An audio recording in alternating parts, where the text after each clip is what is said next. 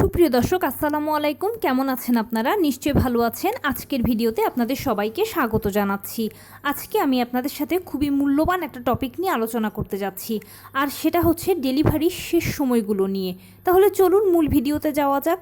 By the way, মূল ভিডিওতে যাওয়ার আগে একটা কথা বলি, আমি আমার চ্যানেলে pregnancy related, specially normal delivery related অনেক ইম্পর্ট্যান্ট তথ্য ভিডিও আকারে শেয়ার করে থাকি। এই তথ্যগুলো আমার পার্সোনাল এক্সপেরিয়েন্স ও আমার ডক্টরের সাজেশন থেকে নেওয়া। তাই আমার চ্যানেলটিকে যদি একবার আপনারা ভিজিট করেন, তাহলে আপনারা আপনাদের প্রশ্নাতীত মনের অনেক প্রশ্নের উত্তর পেয়ে যেতে পারেন। আমন্ত্রণ জানাবো আমার চ্যানেলটিকে একবার ভিজিট করে দেখার জন্য। এবারে চলুন মূল আলোচনায় যাওয়া যাক। আমি শুরুতেই বলেছি আজকে আলোচনা করব ডেলিভারির শেষ সময়গুলো নিয়ে। দেখুন, গর্ভাবস্থার প্রথম থেকেই একজন মা বিভিন্ন ধরনের চড়াই উতরাই, ভালো মন্দ বিভিন্ন সমস্যার মধ্য দিয়ে যান। যেমন প্রথম দিকে খাবারে অরুচি লাগা, খাবারে অনীহা, এছাড়া মুড সুইং, মর্নিং সিকনেস ইত্যাদি বিভিন্ন ধরনের সমস্যা থাকে। সেকেন্ড ট্রাইমেস্টারে গেলে এই সমস্যাগুলো অনেকের চলে যায়, অনেকের আবার একটু একটু থেকে যায়।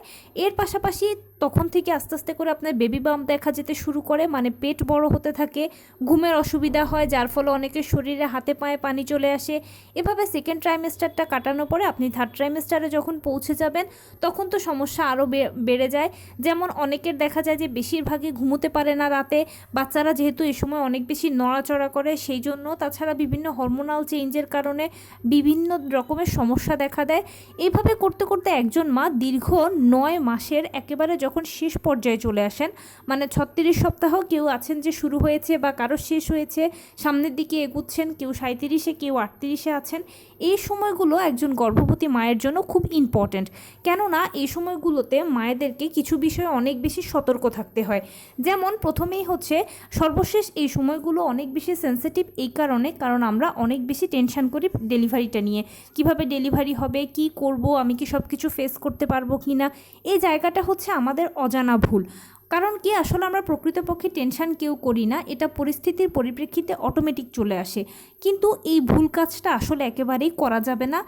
যত বেশি আপনি টেনশন ফ্রি থাকতে পারবেন, তত বেশি আপনার জন্য ভালো হবে। কারণ ডেলিভারির শেষ মুহূর্তটা খুবই সেন্সিটিভ একটা সময়। এই সময়টা এতটাই সেন্সিটিভ যে সামান্য 19 থেকে 20 হলে হয়তো মায়ের ক্ষতি হয়, না হয় বাচ্চার ক্ষতি হয়। আর টেনশন তো একেবারেই ক্ষতি, এটা তো কোনো মতেই করা যাবে না। কারণ টেনশন করলে প্রেশারটা ওঠানামা করে, আর যখন প্রেশার ওঠানামা করে তখন গর্ভের ভেতরে বাচ্চা মারা যেতে পারে, অনেক সময় এরকমটা হয়ে থাকে। তাই আপনি নিশ্চয়ই চাইবেন না যে তীরে এসে তরি ডুবুক। সেই জন্য প্লিজ টেনশনটা করবেন না। টেনশন কম করা যায় এরকম যে কোনো কিছু করবেন। যেমন ধরুন, আপনি ভালো গল্পের বই পড়তে পারেন, আপনি ছবি আঁকতে পারেন, এছাড়া আপনি ভালো কোনো কিছু শুনতে পারেন, গান হতে পারে, কবিতা হতে পারে। তাছাড়া বেশি বেশি করে ধর্মীয় কাজ করবেন, আপনি যেই ধর্মের অনুসারী হন না কেন। এর ফলশ্রুতিতে হবে কি, একদিকে যেরকম আপনার ধর্মীয় কাজ করা হবে, অন্যদিকে আপনার টেনশনটা অনেক বেশি কম হবে। আপনি ভালো থাকবেন, সুস্থ থাকবেন, পরিবারকে অনেক বেশি বেশি করে সময় দেবেন। এতে কি হবে, সবার সাথে থাকলে হাসি খুশি থাকবেন, মন মানসিকতা ভালো থাকবে, আপনার মানসিক স্বাস্থ্যটা ভালো থাকবে, আর অযথা প্রশ্ন, চিন্তা, সংশয়, ভীতি এগুলো কাজ করবে না। মায়ের মানসিক স্বাস্থ্যটা এই সময় ভালো থাকাটা সবচেয়ে বেশি জরুরি। তাছাড়া পুরো প্রেগনেন্সি পিরিয়ডেই কিন্তু মায়ের মানসিক স্বাস্থ্যটা খুব গুরুত্বপূর্ণ। মা যদি মানসিকভাবে হাসি খুশি থাকেন, ভালো থাকেন, সুন্দর থাকেন, তাহলে পরবর্তীতে দেখা যায় এটা আপনার বাচ্চার উপরেও ভালো একটা প্রভাব ফেলে। আপনার বাচ্চাও জন্মের পরে হাসি খুশি হবে, এবং যত বড় হবে তত সে দেখবেন অনেক ধীরস্থির শান্ত স্বভাবের হবে। তার মেজাজ খিটখিটে হবে না, অহেতুক অন্যের সাথে ঝগড়া করা এই ধরনের বাজে মানসিকতাগুলো হবে না। তাই মায়ের মানসিক স্বাস্থ্য ভালো থাকাটা প্রেগনেন্সি পিরিয়ডে খুব ইম্পর্ট্যান্ট, আর সর্বশেষ সময়গুলোতে তো অনেক বেশি জরুরি। তাই চেষ্টা করবেন যেভাবে নিজেকে ভালো রাখা যায়, সুন্দর রাখা যায়, সুস্থ রাখা যায় এবং টেনশন কম করা যায়, সেটাই বেশি বেশি করবেন। অবশ্যই এই সময়গুলোতে আপনার যে কাজটা বেশি করা উচিত সেটা হচ্ছে নিয়মিত ব্যায়াম করতে হবে আপনাকে।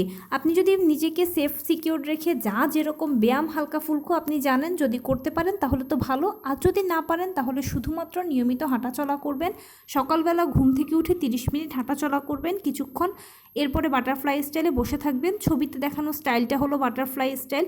দুপুরবেলা খাবারের পরে কিছুক্ষণ হাঁটাচলা করে বাটারফ্লাই স্টাইলে বসে থাকবেন। রাতের বেলা খাবারের পরে কিছুক্ষণ হাঁটাচলা করে বাটারফ্লাই স্টাইলে বসে থাকবেন। সারাদিনে আপনি যেরকম কাজকর্ম করেন না কেন, সব কিছুর মাঝে যেন টুকটাক কায়িক শ্রমটা থাকে, সেটা আপনাকে অবশ্যই নিশ্চিত করতে হবে। অবশ্যই লো কমেটটা ব্যবহার করবেন। অনেকে প্রশ্ন করেন যে লো কমেট কি, কি ফ্লোরের সাথে অ্যাটাচ করা কমেটগুলোই হচ্ছে লো কমেট। লো কমেট ব্যবহার করাটা আমি জানি এ সময় একটু কষ্টকর, কিন্তু তবুও কষ্ট করে এটা আপনাকে সহ্য করতে হবে। কারণ কি লো কমেট ব্যবহার করলে আপনার পেলভিসের খুব ভালো একটা ব্যায়াম হবে। নর্মাল ডেলিভারি যদি হওয়ার হয় তাহলে পেলভিস যদি সময় মতো প্রসারিত হতে পারে, বিনা সাইড কাটাতেই আপনার বাচ্চা বেরিয়ে চলে আসবে। তাই অবশ্যই লো কমেটটা ব্যবহার করবেন। আবার লো কমেট ব্যবহারের আরেকটা ভালো সুবিধা হচ্ছে কি, অনেকে বলেন যে আপু আমার বাচ্চা ব্রিজ পজিশানে আছে। লো কমেট ব্যবহার করলে হয় কি, আমরা যখন বসলে অবশ্যই আমাদের পেটের উপরের অংশে একটা চাপ লাগে, আর ওই সময়টাতে হয় কি বাচ্চা যদি ঘুরে তাহলে সে একটু বাধা পেয়ে নিচের দিকে চলে যাবে, মানে তার পজিশনটা সেফালিক হওয়ার একটা ভালো চান্স থাকে। এখানে আমি আরেকটা কথা একটু অ্যাডভান্স বলি, যেহেতু অনেকে আমাকে প্রশ্ন করেন যে আপু আমার বাচ্চা ব্রিজ পজিশানে আছে, আমি কি করব। বাচ্চা যদি ব্রিজ পজিশানে থাকে তাহলে যেটা করবেন যে পেটের থেকে একটু নিচের দিকে আর বুকের থেকে একটু উপরের দিকে, মানে খুব সাবধানে আপনি একটা গামছা বা একটা কাপড়কে বা একটা ওড়নাকে বেঁধে রাখবেন। এতে দেখবেন যে আস্তে আস্তে করে আপনার বাচ্চা যখন ঘুরবে, ঘোরার সময় উপরের দিকে বাধা পেয়ে সে অটোমেটিক নিচের দিকে চলে আসবে, সেফালিক পজিশন তার হয়ে যাবে। এটা খুব উপকারী, কার্যকরী এবং খুবই একেবারে পরীক্ষিত একটা পুরান ধারণা, যেটা মা, নানি, দাদিদের সময় তারা করে থাকতেন। এটা আপনারা ট্রাই করে দেখতে পারেন। এবারে কথায় আসি, বলেছি যে অবশ্যই আপনারা লো কমেটটা ব্যবহার করবেন এবং তার পাশাপাশি নিয়মিত পুষ্টিকর খাবার খাবেন। মাছ, মাংস, দুধ, ডিম, হলুদ ফলমূল, সবুজ শাকসবজি, লাল জাতীয় খাবার, ওমেগা 3 ফ্যাটি অ্যাসিড সমৃদ্ধ খাবার, কলা, খেজুর, বাদাম, এগুলো নিয়মিত আপনারা খাবেন। অনেকে বলেন যে আচ্ছা এই সময় এত বেশি খেলে বাচ্চা বড় হয়ে যাবে না। একদম না, এটা হচ্ছে ডেলিভারির একেবারে গণনা। এই সময় হয়তো আপনার ডেলিভারি হতে 1 সপ্তাহ বাকি বা 10 দিন বাকি আছে, এর মধ্যে আর কি বা বাচ্চার ওজন বাড়বে। আর বাচ্চাদের যা জন্ম ওজন তৈরি হওয়া, যা পজিশন হওয়া, সব কিছুই মোটামুটি নবম মাসের মধ্যেই সেট আপ হয়ে যায়। তাই এখন শুধু বললাম যে ডেলিভারির গণনা, বাচ্চার ওজন বাড়ার কোনো চান্স নেই, আপনি কোনো টেনশন করবেন না, দিব্যি খাওয়া দাওয়া করবেন, এতে আপনার শরীরটা শক্তপোক্ত থাকবে। নর্মাল ডেলিভারি হওয়ার হলে আপনারা সবাই জানেন যে মা চাপ দিয়ে কিন্তু তার বাচ্চাকে বের করতে হয়। তাই আপনার শরীরে যদি পর্যাপ্ত পরিমাণে শক্তি না থাকে, আপনি বাচ্চাকে চাপ দিয়ে বের করবেন কিভাবে। সেই জন্য অবশ্যই নিয়মিত খাবার দাবার খাবেন। সারাদিনে আপনি যা যেরকম খাবার খান, সকল ভিটামিন, মিনারেলস, ক্যালসিয়ামগুলো যেন ঘুরে ফিরে আপনার বডিতে যায়, আপনার থেকে যেন বাচ্চা পায়, এটা আপনাকে এনশিওর করতে হবে। তার পাশাপাশি ডাক্তারের দেওয়া আয়রন, ভিটামিন, ক্যালসিয়াম ওষুধগুলো নিয়মিত সেবন করবেন, প্লাস 12 থেকে 14 গ্লাস পানি পান করবেন। এভাবে করে এই রুটিনটা অবশ্যই মেনটেন করবেন এই সময়গুলোতে। তাহলে দেখবেন যে আপনার একদিকে ব্যায়াম হলো, অন্যদিকে ভালোভাবে খাওয়া দাওয়া হলো, আপনার শরীরে শক্তি থাকলো, শরীরটা শক্তপোক্ত হলো, এবং ডাক্তারের দেওয়া আয়রন, ভিটামিন, ক্যালসিয়াম ওষুধগুলো নিয়মিত সেবন করলে যে ছোট ছোট গ্যাপগুলো থাকে আয়রন, ভিটামিন, ক্যালসিয়ামের, সেগুলো পূরণ হয়ে যাবে। আর 12 থেকে 14 গ্লাস পানি পান করলে আপনার অ্যামনিওটিক ফ্লুইড বা গর্ভের পানির কোনো তারতম্য হবে না, এটা একদম ঠিকঠাক থাকবে, যা একেবারে নর্মাল ডেলিভারির জন্য সহায়ক হবে। অবশ্যই সর্বশেষ চেক আপটা নিশ্চয়ই এতদিনে করিয়ে ফেলেছেন, এটা আর বলার অপেক্ষা নেই। কিন্তু কেউ যদি না করিয়ে থাকেন তাহলে প্লিজ সর্বশেষ চেক আপটা করিয়ে নিন। এতে একটা ফাইনাল সেটেলমেন্ট এসে যাবে যে আপনার ডেলিভারি কি নর্মালে হবে নাকি সিজারে হবে। সর্বশেষ চেক আপের রিপোর্টসে যদি দেখেন যে সব কিছু নর্মাল এসেছে, মা ও বাচ্চা, তাহলে তো ডেলিভারি নর্মালে হবে। আর যদি কোনো জটিলতা থাকে, যেমন কারো বাচ্চা উল্টো পজিশনে আছে, গলায় নাড়ি পেঁচানো আছে, গর্ভে পানি কম, মায়ের ডায়াবেটিস, মায়ের ব্লাড প্রেশার ইত্যাদি যদি কোনো সমস্যা থাকে, তখন সেক্ষেত্রে সিজার লাগবে। সিজারের জন্য প্রস্তুতি নিয়ে নেবেন। এখানে একটা কথা বলি, সিজার করানোর সময় প্লিজ একেবারে করজোরে অনুরোধ করছি, কোনো নাম সর্বস্ব ডক্টর বা হসপিটাল নয়, একটা ভালো হসপিটাল ও একজন ভালো ডাক্তারের আন্ডারে চেষ্টা করবেন সিজারটা করানোর।